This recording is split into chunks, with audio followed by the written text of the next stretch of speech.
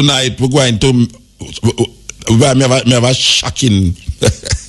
But we don't forget it pass shocking. It trust me, man. Now we're not going to blow one trumpet, but we're going to blow one trumpet. One must I call that it is the cutting edge that introduced Jamaica to the speeches of Louis Farrakhan. One must remember that before the cutting edge, no one even could have even think of playing a Farrakhan speech. And I remember, my brethren, there was a radio station in Montego Bay, and the brethren listening to the cutting edge go make the mistake of playing a Farrakhan in Montego Bay and him losing work because them claim said that is not a place where you want to play Farrakhan in the tourist area. But guess what? Cutting edge was being transmitted in Montego Bay and in surrounding areas. Some of them could have deal with that. But here we are said, oh, Farrakhan, I'm a brethren, you know. Yes, I'm a brethren. Trust me. I'm a brethren. But here we are now. He must skid. Farrakhan has skid Rasta. When I say skid, maybe like he must slide. You know, like one of them water world slide. Where the water does a wash him away. Yes, Farrakhan has skid. He must skid from a couple years now. I don't know if it's him sickness or what, but him lose it, Rasta. Yes, him lose it. And tonight we're going to play something where I'm going to show you say the man I lose it. And we're going to go elaborate on it a little more. But we don't want you miss it, you know. We don't want you miss it. For those of you who hear it already, good. But we know that the majority of people who listen to this program here never hear that yet. You know, years ago we read the article where Farrakhan and say he is now accepting Caucasians in the national. I tell you, the man that lose it to the Rasta. If they ever accept Caucasians in the nation of Islam, in other words, he might broke down the color bar. Now, if you think that is surprising coming from Louis Farrakhan, you want to hear I can go play now. Well, not now, but a little more. It guy make you drop off of your seat or your bed. If you go hear say, it's really Farrakhan that said them something there, Rasta. Trust me, man. It devastates me, man. Trust me. No, me I tell you. Anytime you go to Chicago, I get it up. Be a guy place in the Rasta. Be a guy place. Trust me, man. Because them utterances there is unbelievable coming from, well, it's not really unbelievable because, you know, say, Nation of Islam, most black people who turn Muslim, them don't look for African name, them look for Arab name. And I think I mentioned this before already, you know. One time I drive in a Senegal. With a Senegal, I drive in a one taxi with a brethren. And me ask him what him name. And him give me a Muslim name. So me say, so what is your African name? And him tell me. And me say, so oh, you have a African name, I know why I use it. Him say, because him is a Muslim. Now we know that Muslims, not nationalistic, you know. When we say nationalistic now, Muslim come like Christian. If he's not a Muslim, he's an infidel. And them no have no allegiance to Africans. Them no have no allegiance to Africa itself. Them have allegiance to Islam. That is why even in a slavery, the mind of the Muslim in slavery, him never say African as him brother if he wasn't a Muslim. He more see that man as an infidel. So if you're not praising Allah, he's an infidel. And more times than many, infidels supposed to die, like the Old Testament. The Nation of Islam over the years has risen black people to a state of consciousness to really, where we say, believe in themselves, because its founder, Elijah Muhammad, was a follower of Marcus Garvey. And one cannot forget that Farrakhan of Jamaican blood in him. His father was a Jamaican. Yeah. Farrakhan father was a Jamaican. Over the years, I wonder if when me get all of them fools, them I go talk. No, I wonder, because I realize some of them people, you know, like when they pass a certain age, you know, it's like them get reactionary, you know, total reactionary, you know. Uncle man like all Benio Canada and John Henry Clark and the man there, we don't really hear limbo, you know, them not limbo at all, but them man you come, well, you have some other man who no limbo still, but I wonder if he's a hero to a certain age. You know, after a certain age, you see he's becoming a hero, because after that now you start to become very reactionary. And me I go up in that age, you know, I wonder if when we reach all them at the age for them fools, me I go talk. Me not talk them fools, you could have deal. You understand? Anyway, Louis Farrakhan coming through on the cutting edge. And this song was done years ago. How much years? Oh, man. Maybe 30 years.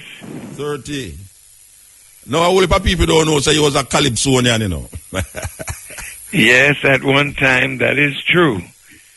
Yeah. But first, Muta, let me greet you and all of your wonderful listeners with the greetings of peace. I am so honored and happy to be back in Jamaica again and to be on a show with my wonderful brother Mutabaruka.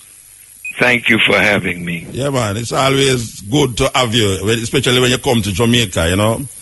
As I was saying, that your name as a Calypsonian, because there's a lot of people now who's listening to the program who have never heard you, because, you know, it's a long time now since you came here, and there's a more young people is listening to the Cutting Edge right now.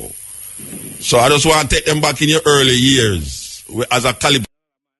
Your father is also a Jamaican, right? Yes, sir.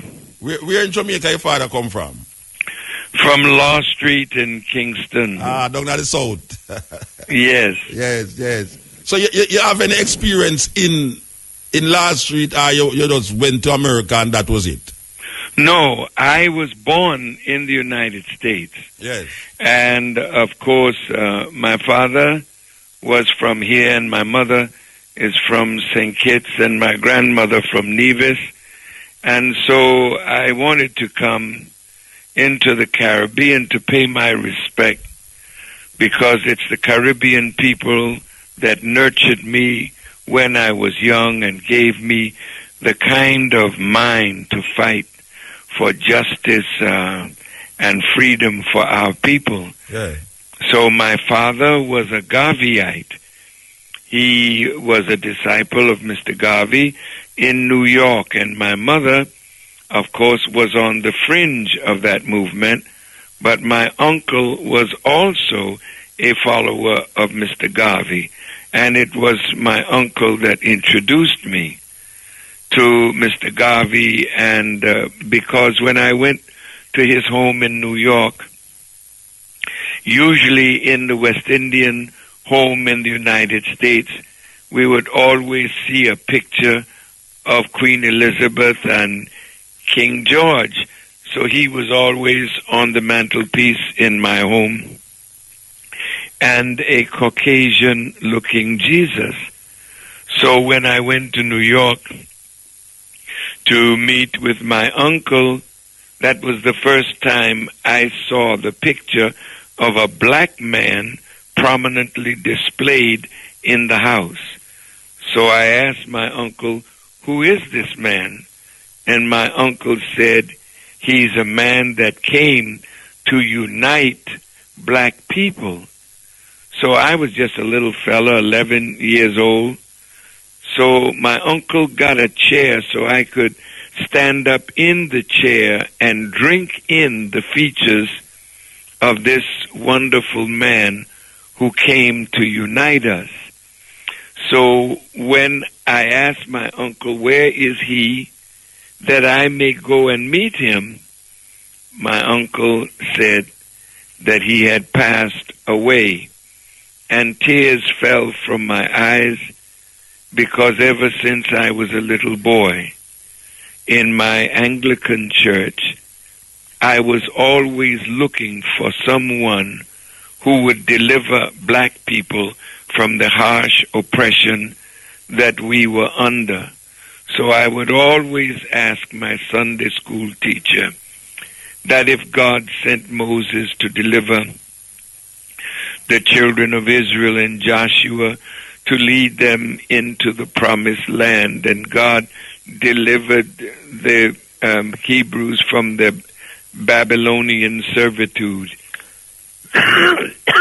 why has not God sent someone to deliver us?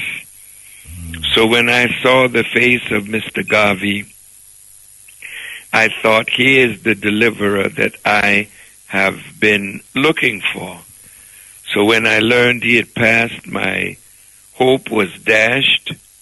But then 9 years later, or 8 years later, when I was 19 years of age, I heard of Elijah Muhammad, and I met Malcolm X in Boston.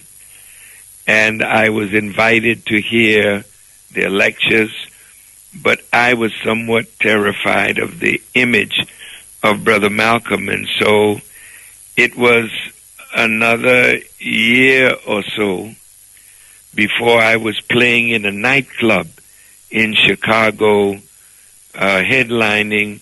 It was called Calypso Follies, and I was the featured performer at the Blue Angel nightclub in Chicago.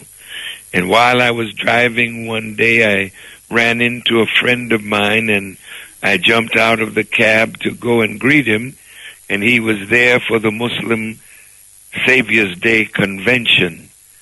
And that's when I heard the Honorable Elijah Muhammad, and later went to hear Malcolm X. And when I heard Brother Malcolm, I heard a black man talk like I had never heard a black man speak before. I never wanted to necessarily leave the church or change my religion. But since the church at that time was not seemingly interested in the liberation of our people from the oppressive hand of our oppressors, then I decided that I would become a Muslim, and I did and grew in Islam. But as I grew in Islam, I could see the common thread that runs in all of the major religions of the world. And so my aim now is not so much to convert people to this or that, but really the Quran teaches us that all of us are created in the nature of God, and that nature of God is submission to His will. So whether we call ourselves Christian or Buddhist or whatnot, our nature is to submit our will to do the will of God. We are absolutely the righteous by nature, but made wicked by circumstances. All right. So I'm happy to be here and happy to be with you, Brother Muta. Yeah, man, long time. But listen, I saw a documentary on Jamaica that dealt with the great debt that Jamaica is owing. Life and debt is called. Yes, man. Yeah. And I just saw it maybe a week or so ago, and it touched me very, very deeply. Yeah. And of course, you were prominently mentioned and heard in that documentary. Yeah, we helped to shape it, you know. Where you shaped it wonderful to tell the real story of Jamaica. Yeah, but I want to go back to what you just said a while ago about getting like more experience. You now come to the understanding that the idea is not religion. Does that mean that you mean like color also? Because there was a time when people hear of the black Muslims rather than Nation of Islam, it drive a kind of anti-white, anti-Semitic thread in the minds of the people. Coming from where you were and being where you is now, is that the same idea that run through? Or are you saying no due to experience that? Well, you know, Muta, that as black people, the one thing we share in common since our fathers were brought into slavery in the Western Hemisphere, the taking away from us of our names, our language, our culture, our history, our God, and our religion, we were turned inside out and upside down, where we began to hate the color of our skin, the flatness of our nose, the thickness of our lips, the kinkiness of our hair, and we were made to see ourselves as less than what other people are. So the Honorable Elijah Muhammad had to teach us the value of our blackness, that we are not black because we are cursed.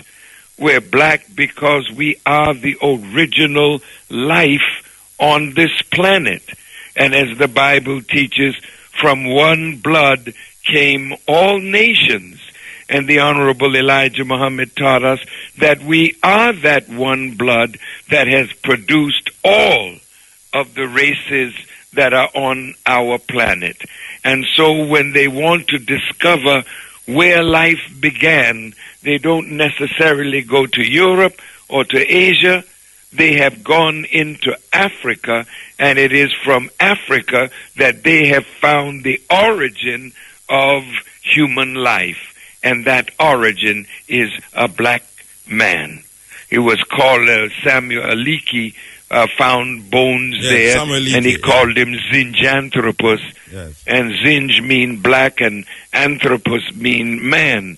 And you know, and I know, that the Caucasian people have oppressed the darker people of the world.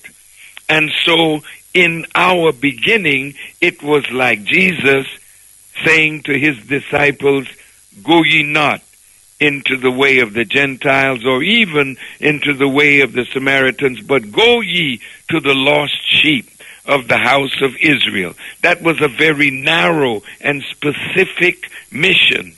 And the mission of the Honorable Elijah Muhammad was first to the black man, because the black man of all of the members of the human family are in the worst condition with respect to doing for self, creating food, clothing, shelter for ourselves and for our people. We are behind in that. So the color thing was absolutely necessary to make us to see ourselves as someone of value that the Creator created as the Father of all human beings.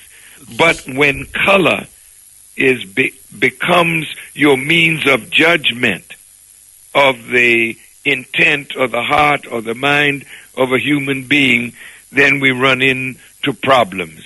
So as we grow and we mature, as Jesus said, take this gospel into all the nations, to every nation, kindred, and tongue. So there's a universality to the message of Elijah Muhammad. So in that being the case, then, when we reflect on the message to the black man, as written by Elijah Muhammad, and it speaks of the origin of the white race and how the white race come about. How would you view that now? I view it the same as I viewed it then. Yes. Because there is no white without black. Yes. If you had two white people, they can only produce themselves. They cannot produce the yellow man or the brown man. And they certainly can't produce the black man. So one of their great geneticists discovered in his study of genetics that dark skin is dominant, light skin is recessive. Yes. Dark eyes are dominant, light eyes are recessive. And he said you can take the recessive from the dominant, but you cannot get the dominant from the recessive. So in the beginning was darkness, and then came light. Yes. And in the beginning was black, and then came white. So in the thesis about the origin of the white race, where it is given over to a man by the name of Jacob, I think it's Jacob. Yes. Yeah. Can you explain that as it is written and what you see it is now in this time? You know, in the scriptures, you get a man called Jacob. Yes. Jacob and Jacob is the same. Yeah. Jacob wrestled with the angel. And after he wrestled with the angel and prevailed, his name was changed from Jacob to Israel. Yeah. So here today, the Honorable Elijah Muhammad said, this Jacob that wrestled with the angel, it really is referring to the making of the white race. Mm-hmm. And they're coming onto the planet to produce a civilization different from the civilization of the original people. And we are now the victims of a civilization that is so different from the way of God and the way of the righteous. All right, and Muta, the saying of Elijah Muhammad is as true today as it was then. However, when we say Israel, if Israel represents the white race, then who are the children of Israel that were in bondage in Egypt under Pharaoh? The Honorable Elijah Muhammad said that is a symbolic, prophetic picture of black people today as children under the white race.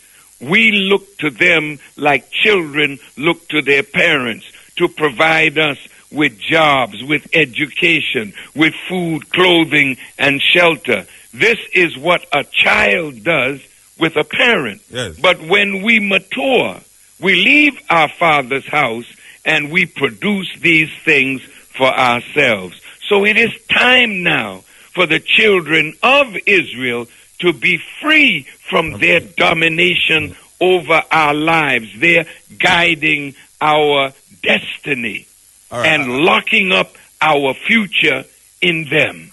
All right. Now we got to go free. I don't want to ponder on this too long, but as I said, there's a lot of young ones who's listening that never hear that reasoning before.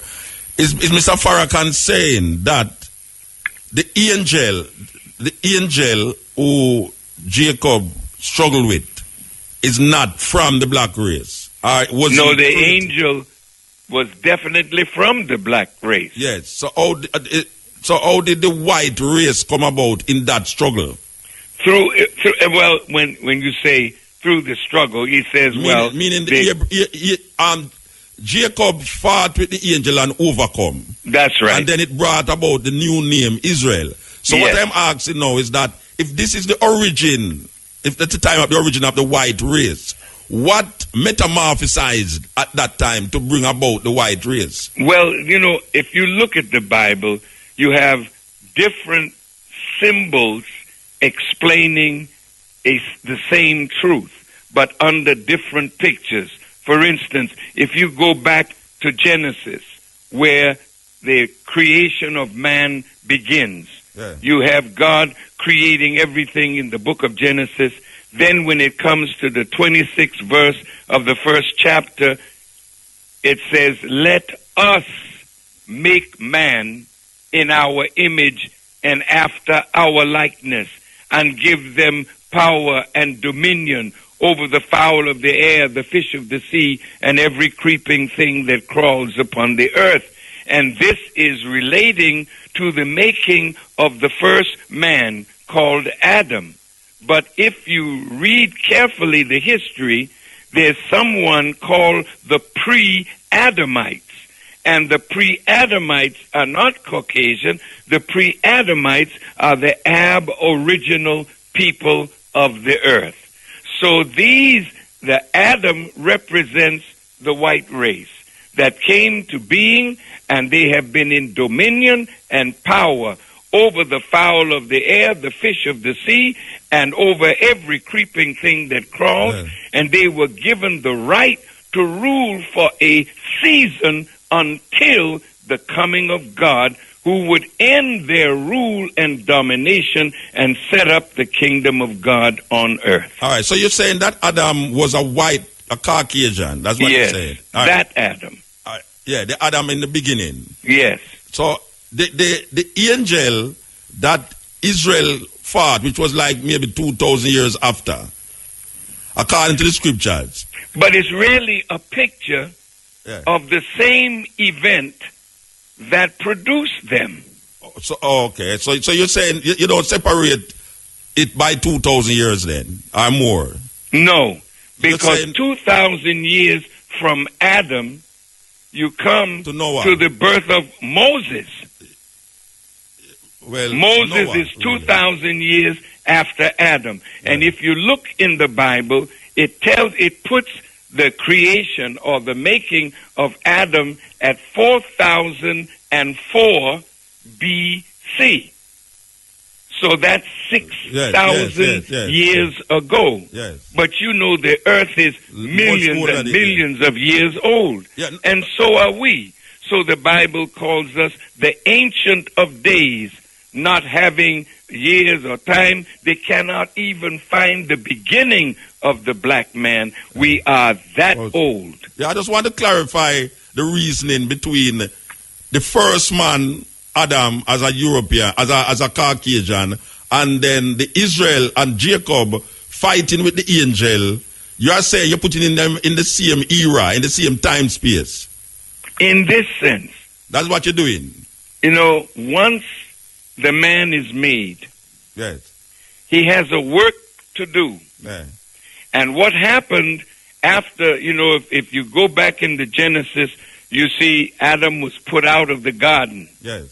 Because of his rebellion, right? Yes. The white race was put out of the Middle East and sent into the hills and cave sides of Europe, where they lived for 2,000 years. And so in that span of time, their first 2,000 years on the planet, they lost it due to creating trouble in the Holy Land. Okay. So they were cable-towed. You get this in masonry when you cross the burning sands, and even in your Greek letter organizations, you have to cross the burning sands. Well, what that is, you're mimicking the Caucasian race being driven out of the Holy Land into the hills and cave sides of Europe, where they lived and lasted for 2,000 years. Yes. Until Moses came to civilize them and bring them out of the hills and cave sides of Europe and put them on the road to conquest. So the Bible says, as Moses lifted up the serpent in the wilderness, so shall the Son of Man be lifted up. So today, as they, whites, that you see today, ruling the sea and the air and the depth of the sea, and now going out into space, just 4,000 years ago, he was living in the caves of Europe. Now today, he rules. But where are we? As Moses lifted up the serpent in the wilderness, now the Son of Man, we, the sons of men, are now under their foot, and we now are in a cave-like state, living a savage life of self-hatred, beating and killing and destroying each other to the joy of our enemies. So today, we have to be lifted up by the presence of God in a prophet or a messenger, and the last messenger is to be a man like Moses. All right. All right. Given what is happening in the world today with the profiling of people from the Arab nations, and given that you as the leader, the commander of the Nation of Islam, which is not necessarily aligned to the Orthodox Islam, are the Nation of Islam, are they being profiled in America because of aligning with a name like Islam, or is it just some Americans who has done all them time and is not a threat to the American society? No, we are Muslims, and we connect to what is called Orthodox Islam. We believe in Allah, we believe in the Quran, we believe in Prophet Muhammad, peace be upon him. We believe in him as the last of the prophets, but the Quran says that in every nation God has raised a messenger. Here we are in America and in the Caribbean. We have never had a divine warner from God to visit us, to reform us, to lift us up, to fulfill the scripture that the bottom rail would come to the top and the last would be the first, and thou shalt no longer be the tail, but you shall be the head, for this is the Lord's doing, and it is marvelous in our sight. The difference between us and what is called Orthodox Islam is that we believe that the Mahdi, that the Islamic world is looking for, has appeared in America in the person of Master Farad Muhammad. We believe that that Mahdi that came raised up a messenger for the black man of America, but in his mission is a message to the whole of the human family. So, all right, let me put it straight, you know. Because most of the times when you talk to an Orthodox, so-called Orthodox Muslim, they reject the term black Muslim or Nation of Islam, referring to the group or the organized body in America that you are the leader for. You are saying now that it is the same thing, but that you have recognized and identified a man in this time who is the Mu'ajin in America. Well, I like the way you said it. Yes, that is true. We reject the term black Muslim.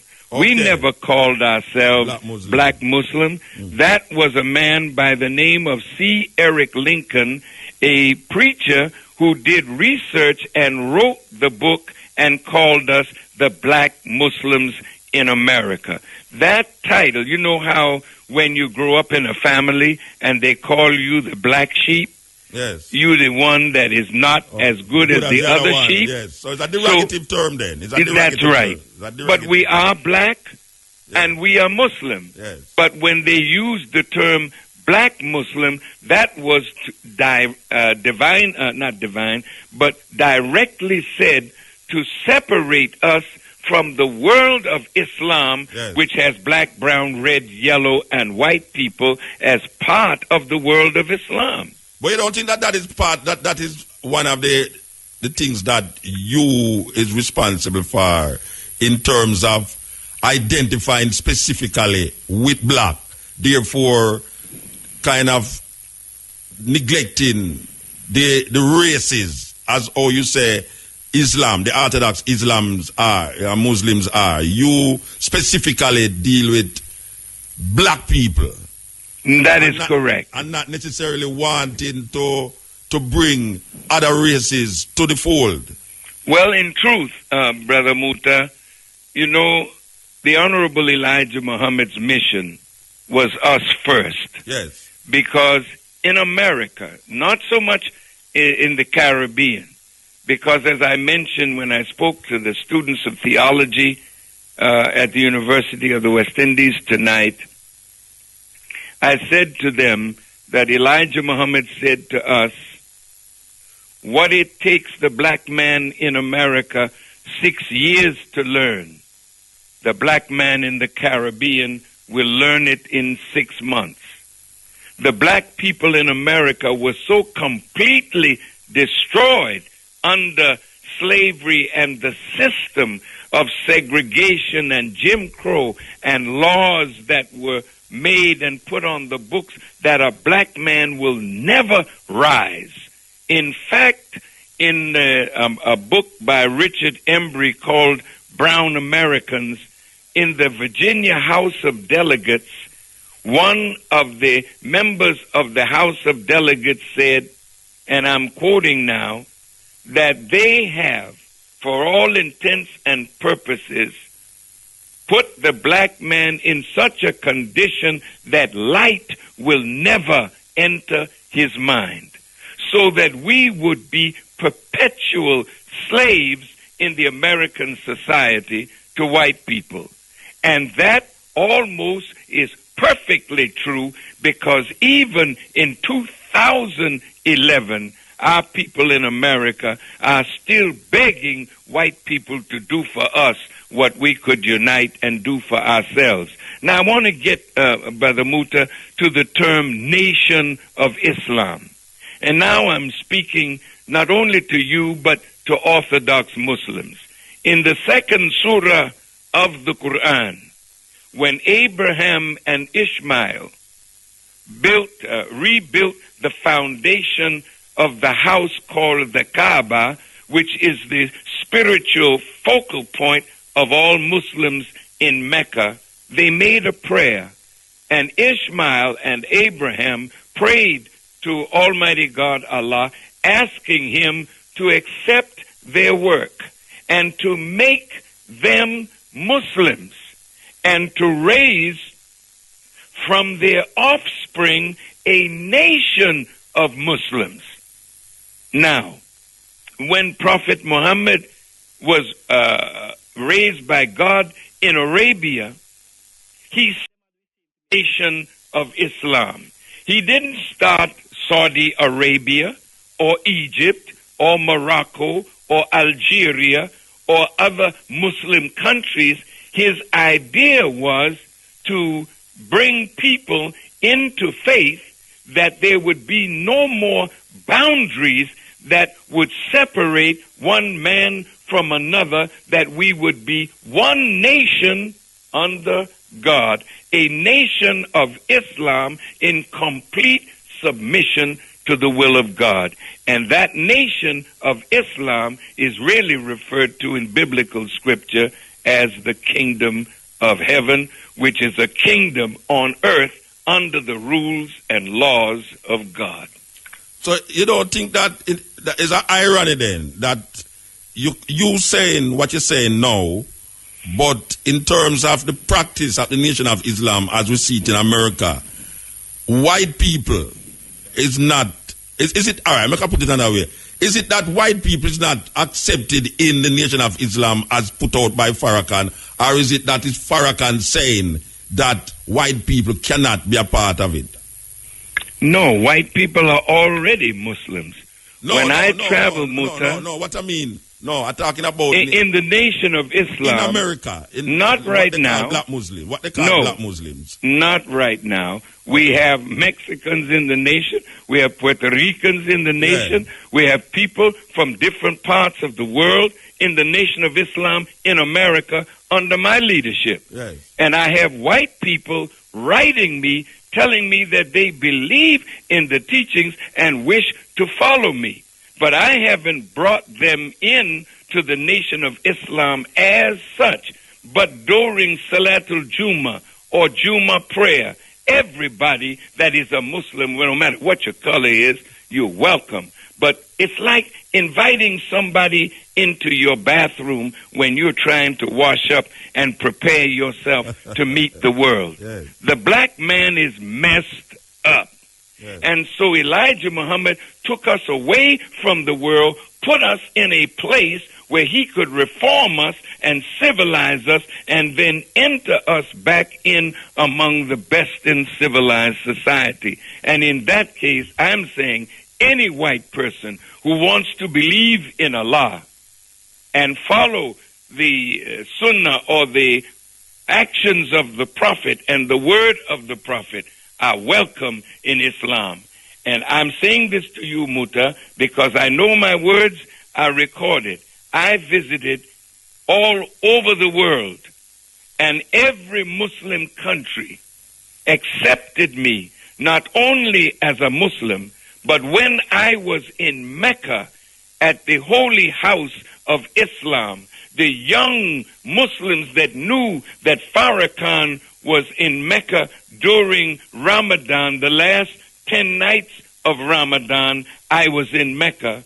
They broke down barriers to get to me, just to touch me, to know that a voice of Islam has come up in the West that is unafraid to speak truth to power. So yes, I have been accepted all over the world, and the best Muslims that I found them in Dagestan, in Russia, and they were white Muslims, but they were ready to die to protect me and those with me. Okay. So I have white Muslim brothers, and I honor them and respect them as my brother in faith. And that's the teachings of Elijah Muhammad as well. All right. So we reach a point where we talk about black people not reaching anywhere, especially in America. Given what is happening in America now, and given that the euphoria of Obama seemed to be dwindling, when he was just elected, or before he was elected, it was like the Messiah has come. We know that Farrakhan is always speaking in mind. Tell me about your view now, in this present time, of this black man being the king of Babylon, as we would call it in Jamaica. That's a very good statement, Muta. Yes. Because anytime a black man run for the office of Pharaoh or run for the office of the king of Babylon, and you know in the book of Revelations, it tells you that there's a mystery Babylon that was like a golden chalice on the outside, but filth and abomination of every kind on the inside. My brother, Barack Obama, was selected before he was elected. The man was a great organizer in Chicago. He became a senator, a state senator, then a United States senator. And one of the young men that is a doctor of education in our school in Chicago told me that when he was over all of the charter schools that were coming up in Chicago, he met a Jewish man who told him that in a little while Barack Obama would be president of the United States. I don't know whether you followed this in American politics, but a Jewish writer wrote and said that as black people thought that Bill Clinton was their first black president, Jewish people felt that Barack Obama was their first Jewish president. It was the people of Goldman Sachs and Wall Street that gave him a lot of money and support. So when he became president as a constitutional lawyer, but not an economist, with the economy in such bad shape, he reached for Timothy Geithner as his minister of finance and economics. He comes out of Wall Street, Goldman Sachs, Larry Summers, the former head of the Federal Reserve.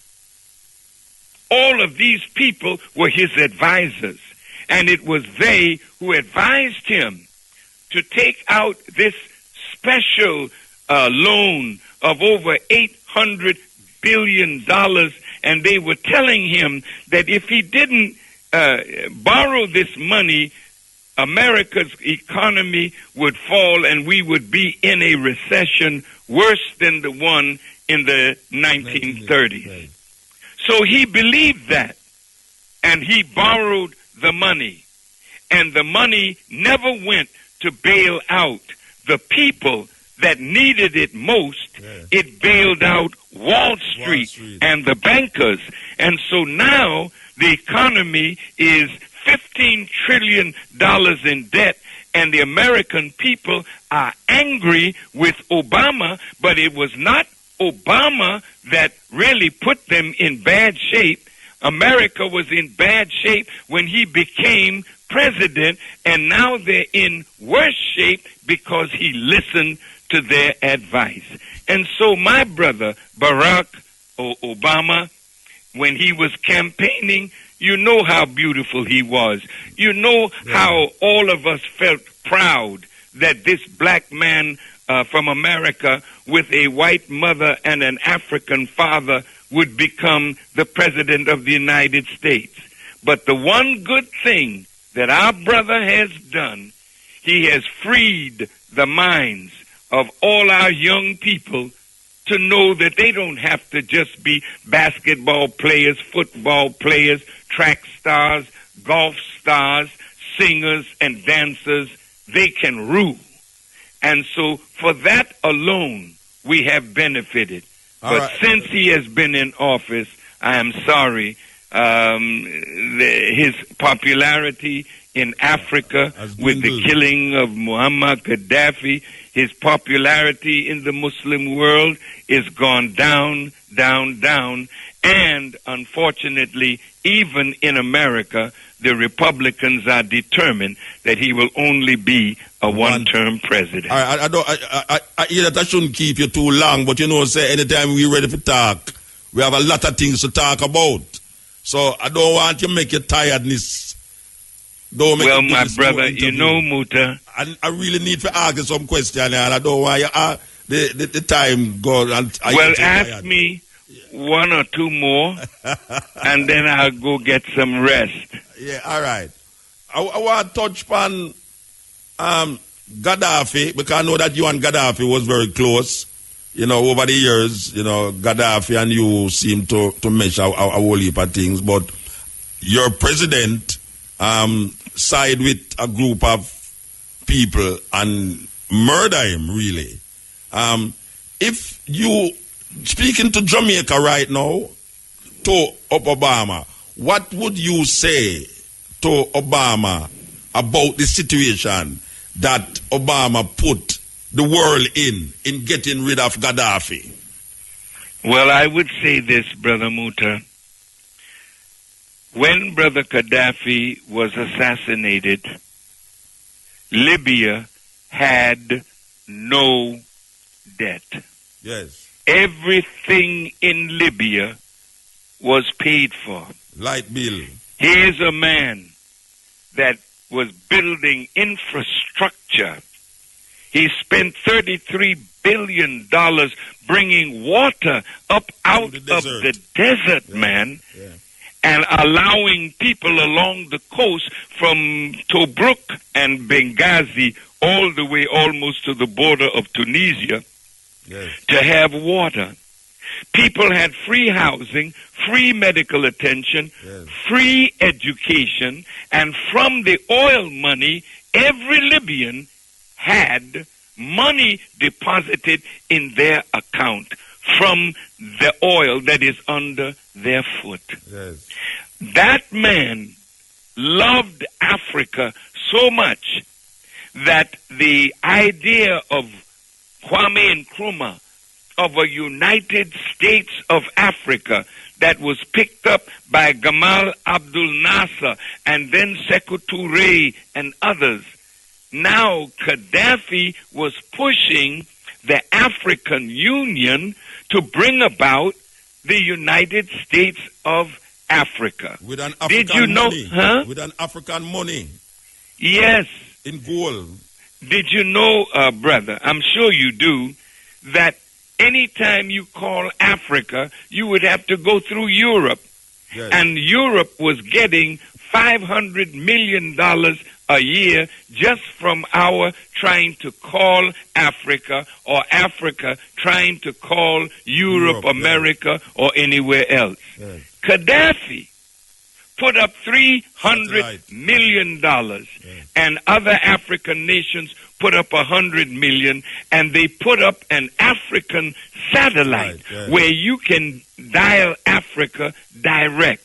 The last time that I was in Africa to the meeting of the African Union, there was for the first time prime ministers from the Caribbean.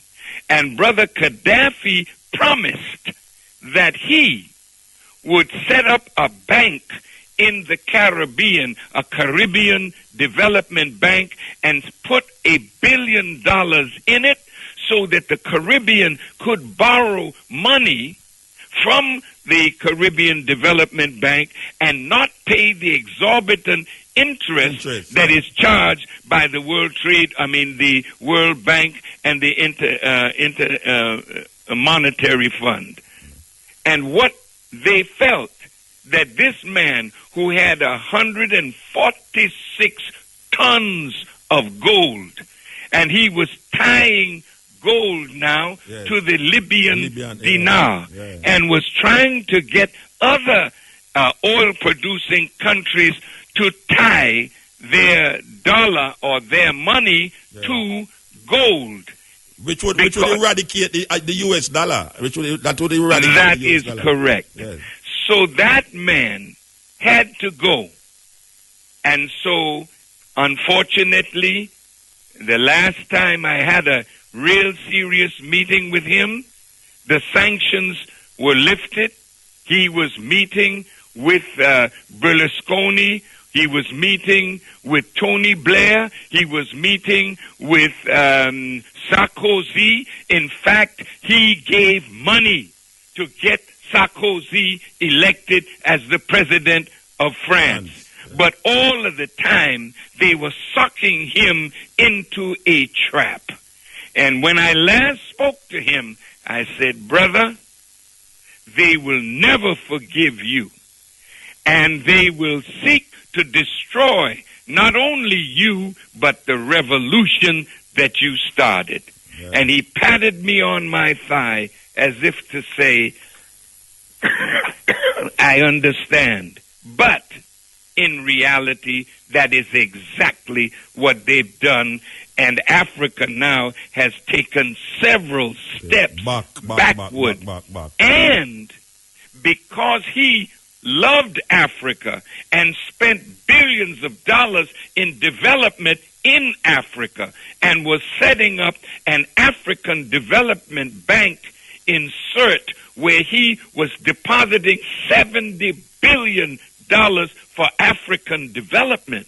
Then he united with the diaspora and wanted the diaspora to be represented in the African Union. Yes, yes.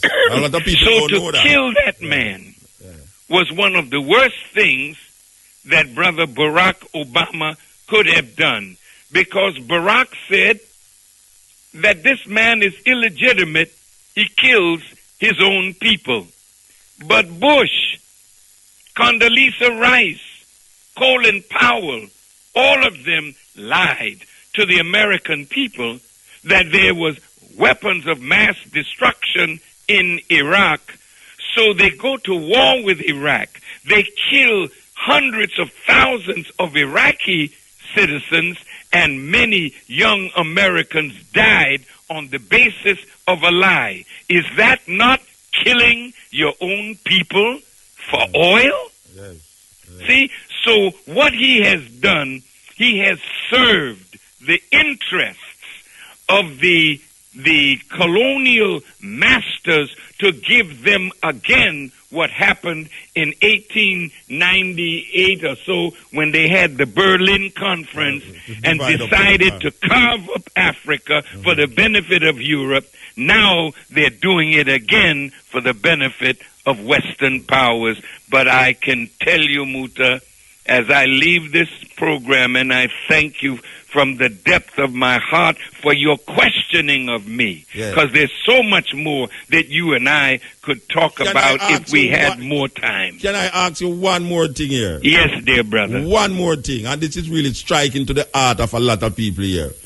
I was given a tape where you was talking about the Nation of Islam ladies not wanting them to be with African men from Africa, and also that our ear represent a kind of disease. Is that true? Because we have a tape here where, I don't know if it's your voice, but you can tell me if it is you who made us tape. No, you know what? The Honorable Elijah Muhammad warned the women in our group that culturally there's a difference.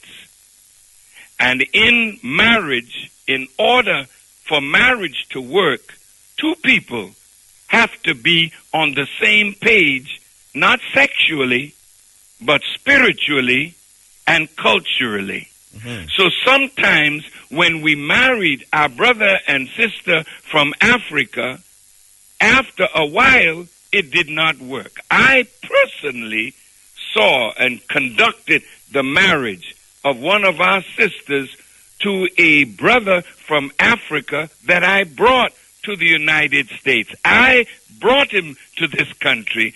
I met him in Nigeria as a student. He now has a doctorate degree. He had many beautiful children from this sister, but they are no longer together. Well, those things happen. Yeah. But then you have some Muslims who were looking for a green card. And I was in Africa, and a highly placed brother asked me if I could set up one of the sisters in the Nation of Islam so that he could get a green card. Yeah. And as God is my witness, I got so angry, I told him, brother, I will kill you. Yeah, but over our women. But Mr. Farrakhan, it sounded to me on the tape like you was totally discrediting Africans. No. By saying that, why are we trying to follow African traditions? Why are we having our ear like that? We must cut it off. I don't know if I can play the tape still, if you want. No, you have to play that tape again. All right. And listen carefully to my words. Let me play it here. I can see if I can. Not to follow the styles of Africa. Allah didn't raise you up today to copy the style of Africa. The black man in America, if you understand prophecy, is the prodigal son. The prodigal son, when he goes home, he gets the robe and the ring, and he accepts rulership over the house.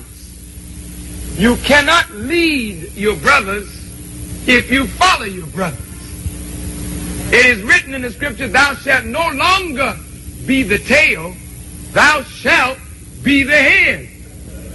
So here you are now wanting to pick up the discarded culture and customs and traditions of ancient Africa, which does not add to you in the modern world of wisdom.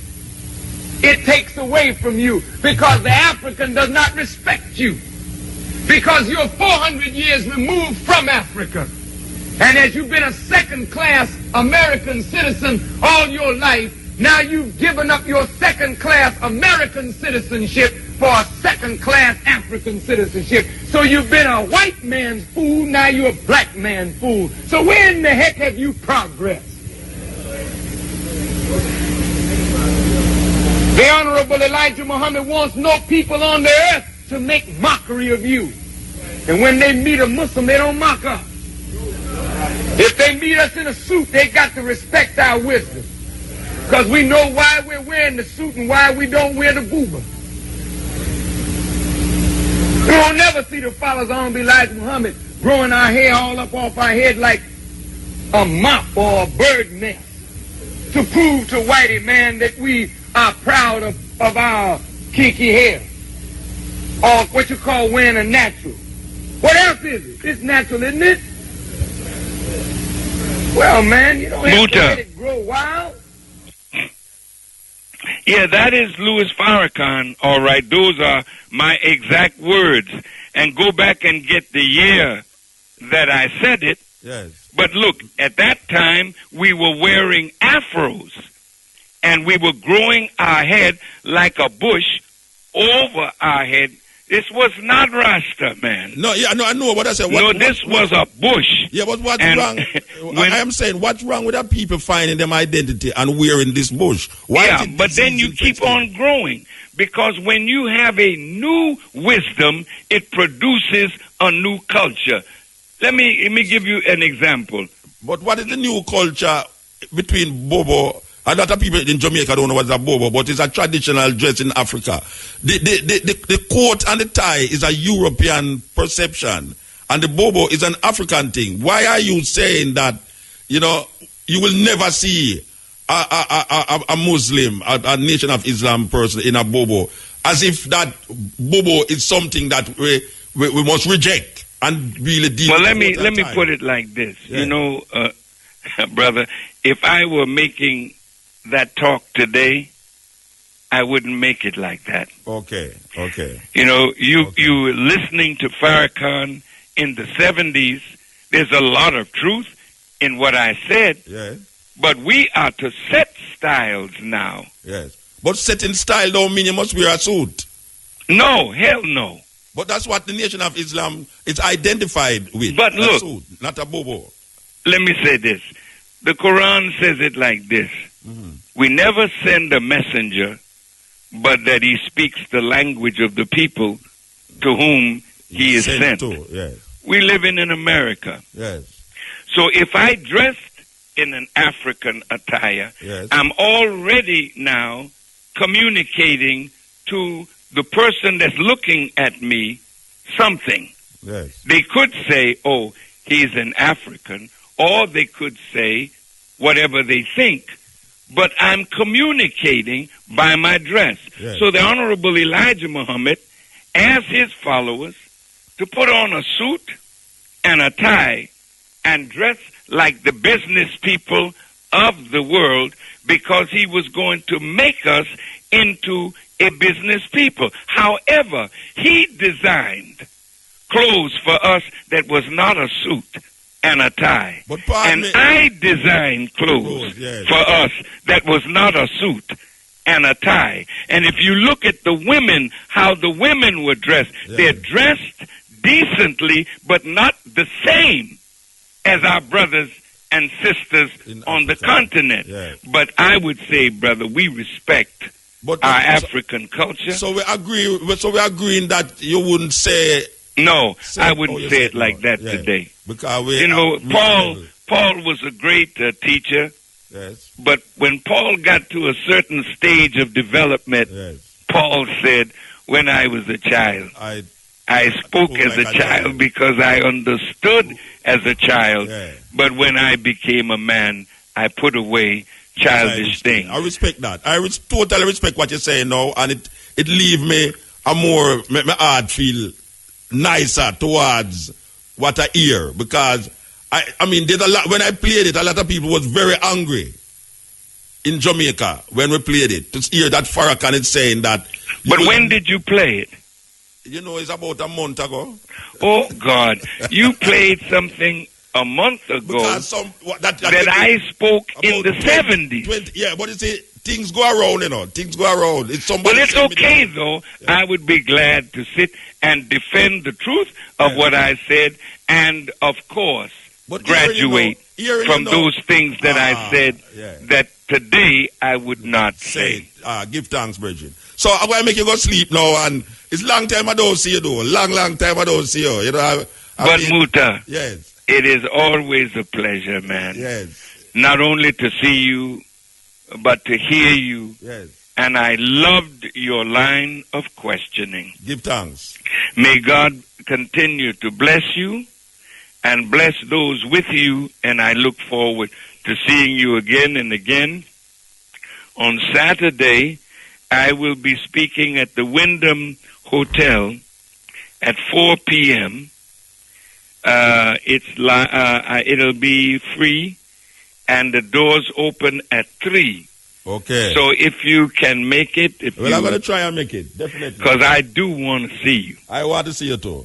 All right. I will go way back. Have a wonderful evening, and peace to you and to all your listeners. Give thanks, brother. Thank you.